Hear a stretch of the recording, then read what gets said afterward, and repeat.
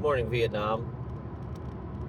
Driving home from a lovely weekend at home, visiting family for Thanksgiving, and my mother's surprise 70th birthday party.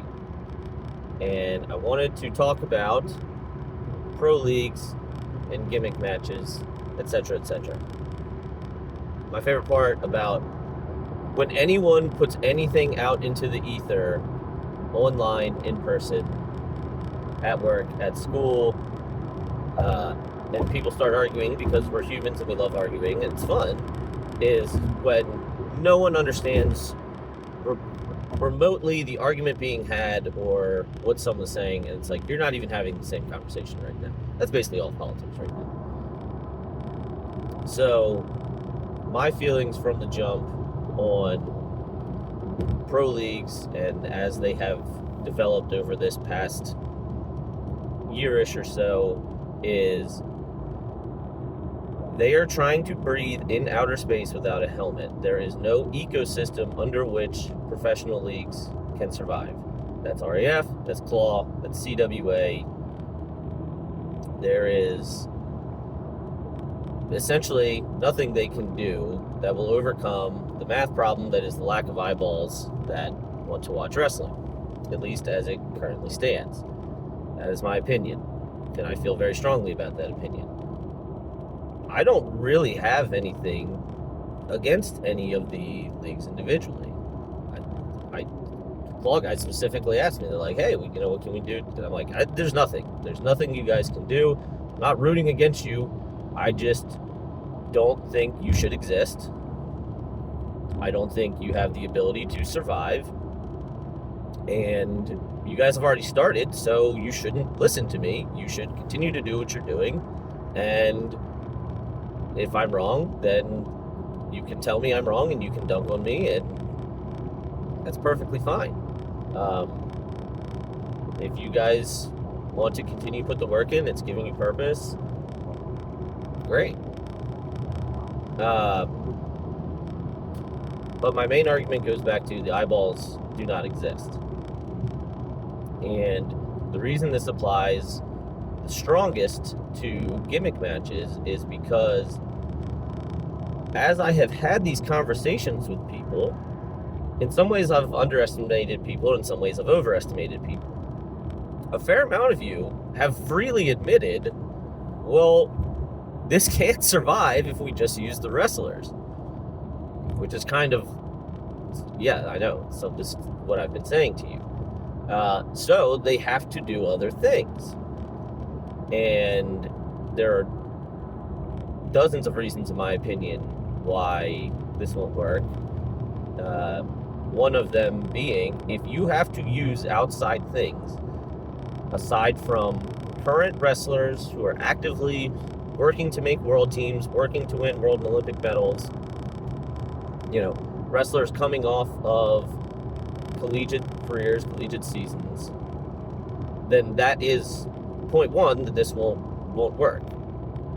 One of the others is we are in the most hyper-commodified, ultra-capitalistic country in the world, and I am of the opinion that what is more likely, that wrestling is an underserved market that just can't do it, that, it's just never been properly attacked, or enough people have looked at this and went, ooh, this is a terrible idea. We're not going to get our return on investment. So I have laid out the reasons over and over again why I just don't think this will work. And sometimes when I argue with people, I honestly just want the thing to happen so that we can shut up about it. Either I can be proven wrong or they can be proven wrong. For example, one of those being that the NCAA championship should get moved off of the opening weekend of March Madness. I don't think that will amount to hill of beans. There will always be a new foe, NBA playoffs, start of baseball, NFL draft, whatever.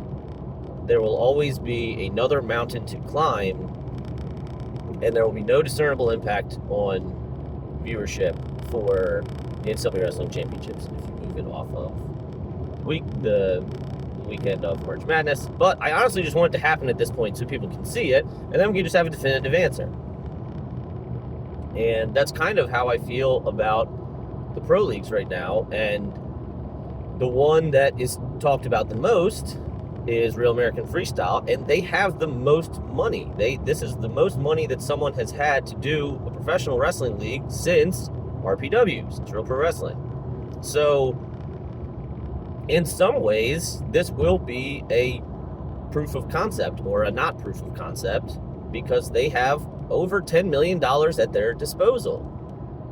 And they're getting on Fox News, and they have AP writers, and they Cliff Brunt of the AP, and I'm going to butcher the guy's name, but the guy from Forbes, whose name looked like musique. I apologize for not remembering his name right now.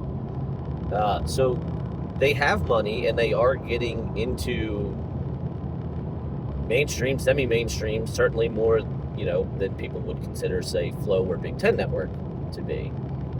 So this will basically, in my opinion, prove it out whether it can be done or not. They have the resources. They're doing things that people have always said they wanted to do. And one of the general criticisms lobbied at me is, you're not helping. And I go, I don't want to help. I don't think this should exist, at least not under the current format. I would rather we take all of the money in RAF, all the money in Claw, all the money in CWA, and give that to grassroots. Give it to youth clubs. Give it to high schools. Give it to colleges to endow coaching positions. I believe that will have a greater long-term impact on the sport than paying senior-level wrestlers. It's not that I am against paying senior-level wrestlers. I want senior-level wrestlers to be the highest-paid athletes in the entire world.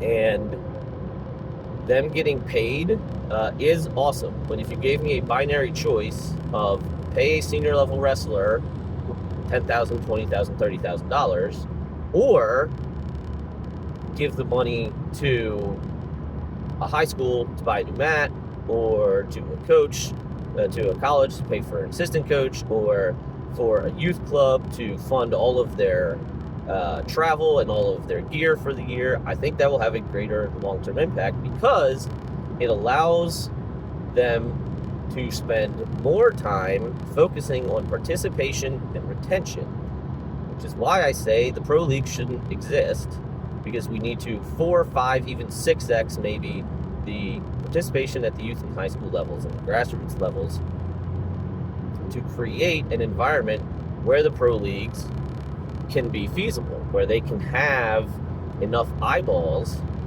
because wrestling is it's a participation, viewership-based sport. People who watch wrestling are 1 or 0 degrees removed. They were wrestlers themselves, or they are immediate friends and family of wrestlers. That's it. That is pretty much it for the most part. And so if you go from 350,000 high school wrestlers to upwards of 1 or 2 million high school wrestlers, the amount of parents you've now added, the amount of siblings you've now added, the amount of grandparents you've now added, the amount of aunts and uncles you've now added, the amount of friends and neighbors you've now added, it gets you a lot closer to what you need. Now, again, back to the binary choice of A versus B. If the leagues are going to exist, and the choice is between giving a Division I All-American and a former Division I All-American who has spent the last 15 years in MMA, I'm going to advocate loudly and angrily and not shut the fuck up about it that it should go to wrestlers. And this has been one of my primary criticisms, which is, if you are saying you want to build a league for wrestlers, a professional league for wrestling after college, do it using the wrestlers. Now, people will say, well, that doesn't work. We have to try something different. You're stuck in the mud. You're too close to wrestling. I understand the business argument. I understand the rationale. Before RAF 01, when they had Lance Palmer and Darion Caldwell, it was obvious what they were trying to do. They were trying to bring in the MMA fans, the adjacent fans. They were trying to bring in people who could be interested in wrestling. I understand that. I get that. And they're bringing in guys who, for the most part, have a higher status, have more social media followers, who have a higher Q score than the current batch of wrestlers. And the part that I feel bad about complaining about this is I fully believe, so just take those two guys, Lance Palmer and Darion Caldwell still love wrestling, still respect wrestling, still want wrestling to succeed, still believe in their heart of hearts that wrestling is what allowed them to be so successful in life, to be so successful in MMA. And those are the guys that are often talked about when they say, well, I wouldn't have gone MMA if this had existed when I was graduating college. So the criticism is not on them in the sense that I think they are doing something nefarious. I just don't think it should go to them. And you're paying them for their stature, you're paying them for your social media files, you're also paying them to be a mouthpiece. And Bash brought this up the one day that Lance Palmer has on several occasions gone on, Fox News and various outlets and been a great mouthpiece for wrestling, for RAF, because I truly think he believes it. I truly think he wants wrestling to succeed. And so it's not that I have anything personal against any of these guys. It's that I think... So let's just throw out random numbers. Let's say the quote-unquote average wrestler that is on the RAF card, they need to bring 25 fans with them, 25 new viewers.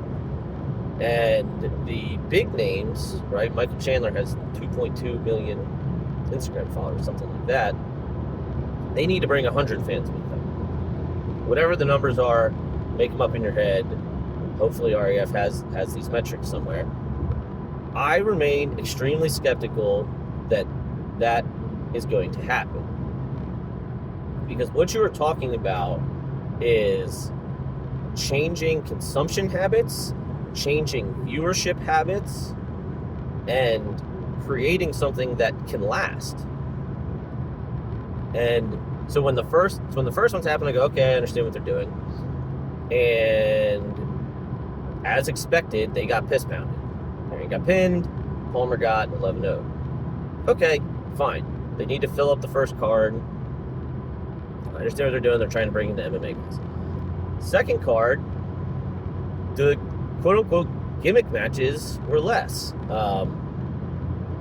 Henschel Muggsy was very clearly a gimmick match because it was for their social media followers, not for their actual wrestling credentials. And yes, for the people who are going to bitch about this, I understand that both of them are much better wrestlers than me. The bar isn't me. The bar shouldn't be me. They were brought in for their social media credentials, and we'd already seen the match. We knew it was going to be a mollywop.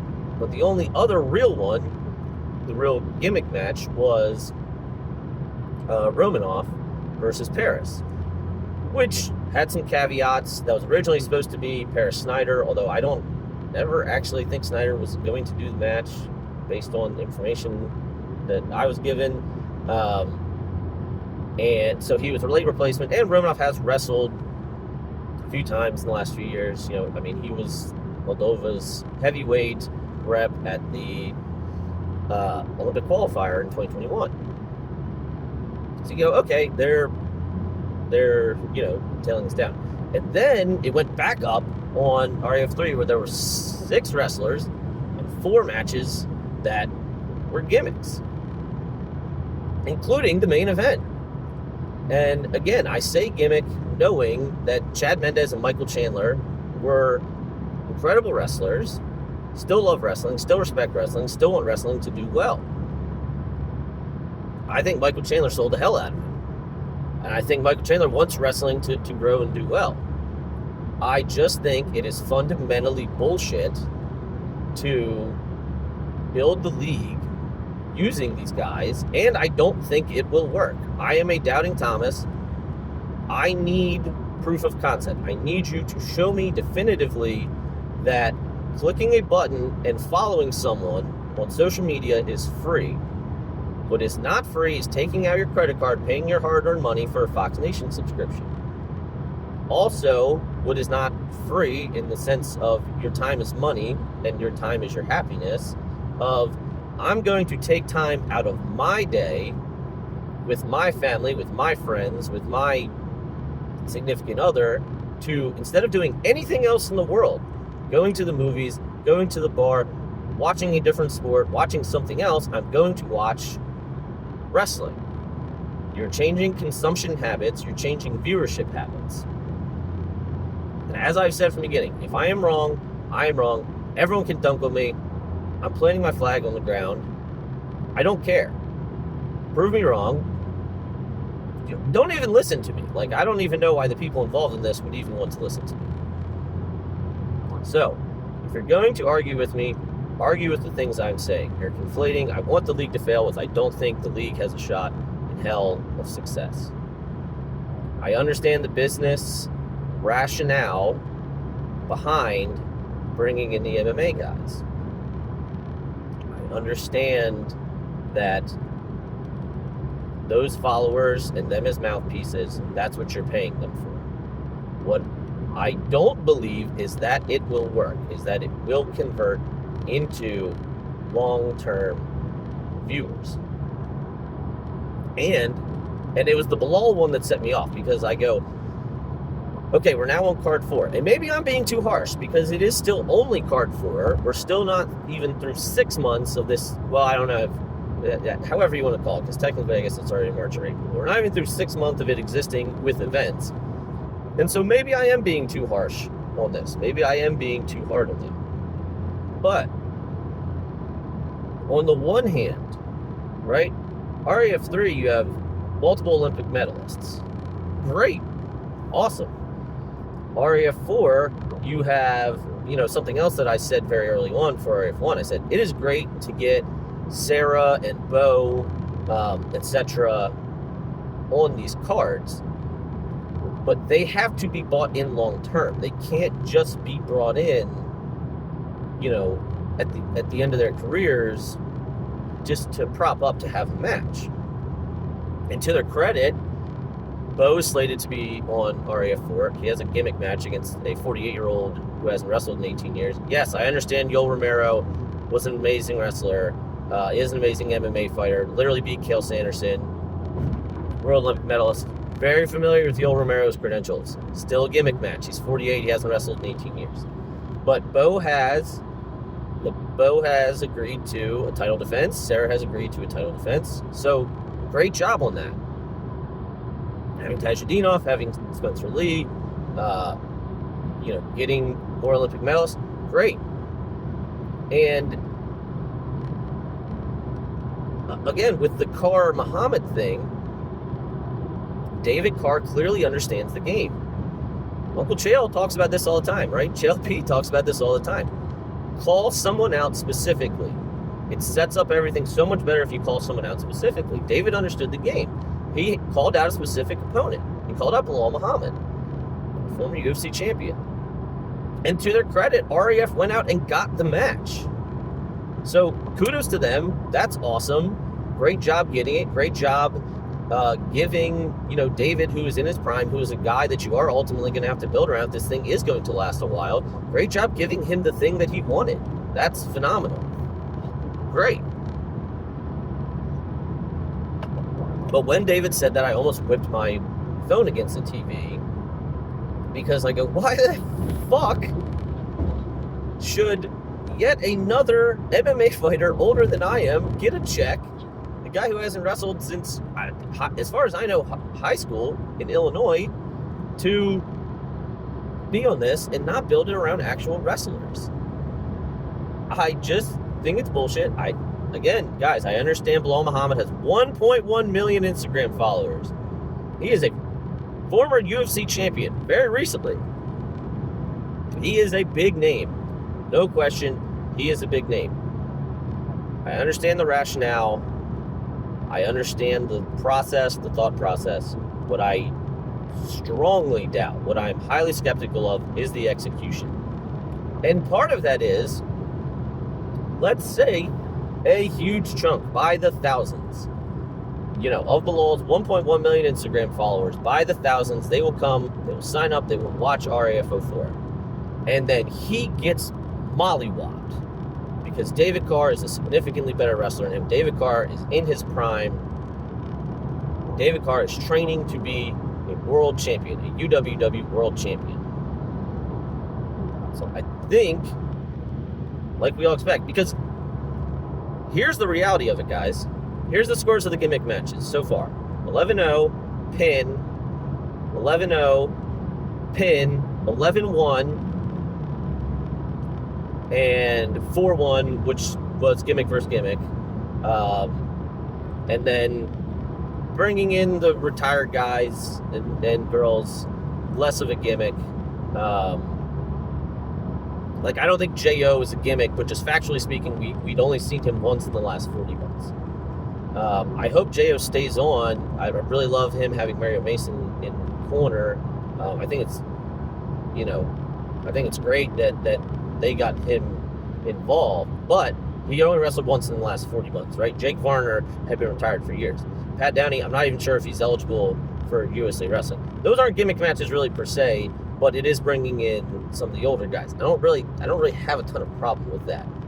What I do have a problem with is RAF4, you are finally starting to hit the through lines, right? To pull the threads of, okay, Bo has a title defense, and I don't think they've announced it yet, but it looks like they can have a number one contender match, right?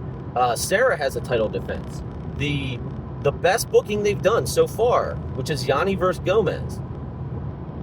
Yanni and Gomez were both on the first card. Yanni had the better opponent, although Bajrang's also not eligible to compete for world titles right now. But everybody knows Bajrang.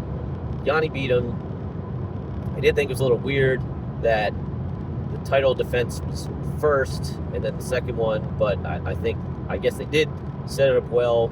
I don't think they've done a good job explaining why certain people are getting title defenses, why certain people are getting opportunities, and why others are. They talk a lot about wanting to tell stories, the narrative of wrestlers and the athletes, and I 1,000% agree with that.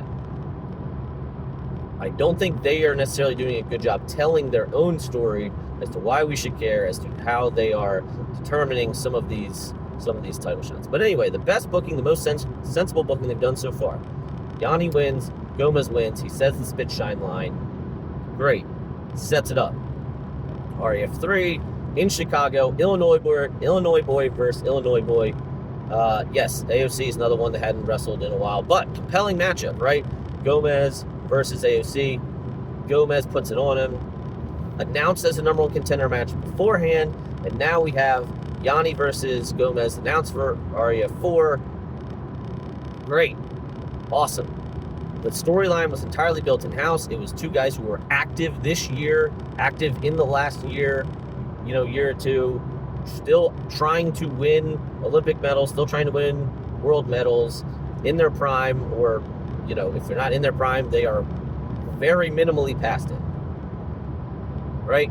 Hendrickson versus Paris. Great booking. Right? The two most recent world reps, the Paris Olympic rep, for Team USA, two of the last three Hodge Trophy winners. Pour a little bit of cold water on it. They both went 0-1 at their most recent. Paris went 0-1 at the Olympics. Hendrickson went 0-1 at Worlds, and then Paris took a year off. So I think there is a little bit of down on that. But still, conceptually, that's a great match. That's a match that we want people to care about. We want them to care about it at the U.S. Open. We want them to care about it at Final X. We want them to care about it if it happens in a ranking series. Any month of the year, we want people to tune in and watch Hendrickson and Paris. So, in summation, these leagues shouldn't listen to me. They're already doing their thing. I'm not going to shut up about the fact that I don't think MMA fighters older than I am are the ones who should be getting the checks, even though I understand the rationale behind it, because I simply don't think that it's going to convert into long-term viewers, because A, I don't think it's going to change viewership habits, and even if it does, it's only going to change them one single time, and they will not tune back in because they just saw their guy get absolutely destroyed. And they go, well, why am I going to watch this? I still don't care about wrestling. I was here to watch Bilal, or I was here to watch Yol or whomever, and they got fucked up. So, last thing. Don't give me the fucking pro wrestling line. If you didn't watch Claw Super Duel 1, or you didn't watch the Matttown Open, or you didn't watch Minnesota, South Dakota State, or NC State, App State, shut up about the pro wrestling thing. Pro wrestling is a strong arm term that people use when they don't agree with you. So, and I didn't get to watch all of those things either because I was at home and because I made other decisions with my life. But that's why I don't use that term, pro wrestling, because it's bullshit. So, hopefully, we will have our answers in the next coming years. Hopefully, if these leagues do continue to exist, they will lead to an increase in youth and high school participation. They will lead to more money being given to colleges. They will lead to people having something to shoot for after they're done their careers. But I do not think that will happen.